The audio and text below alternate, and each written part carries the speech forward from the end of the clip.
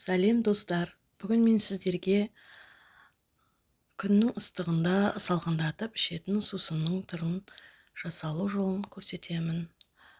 Сіздерге ұнайды деген ойдамын. Сіздер де жасап көріңіздер.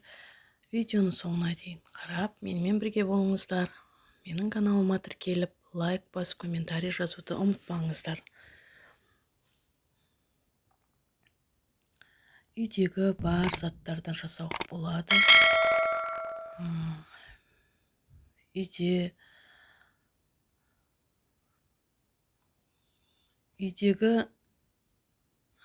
жүгері және арпаны екеуін қосып, мен ашытпа жасадым. Ыдысымызға арпаны және жүгеріні салып, жақсылап жуып аламыз.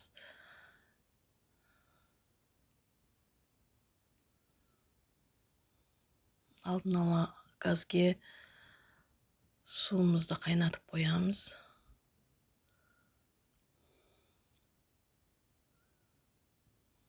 Көріп тұрғаныңыздай, бір-екі рет жақсылап жуып аламыз.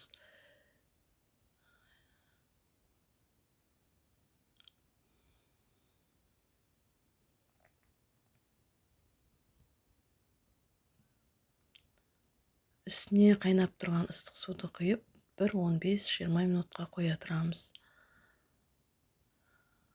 Өйткені жүгеріміз бен арпамыз сәл де болса жұмсарып тұру үшін қайнап тұрған суымызға жүгері мен арпамызды салып,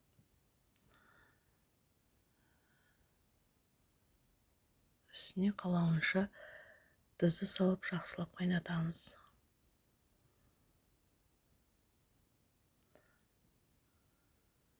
Жақсылап қайнайды.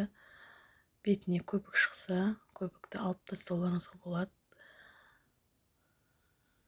Әбден қайнатып, одан кейін газдың астын баяулатып қоюға болады.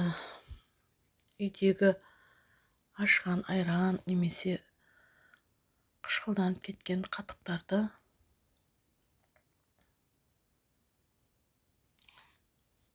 ашытпаның үстіне құюға болады. Қайнатылған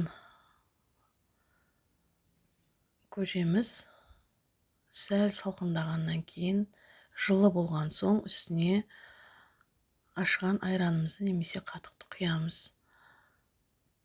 Одан кейін тағы да бірнеше уақытқа жылы жерге қоюымыз керек.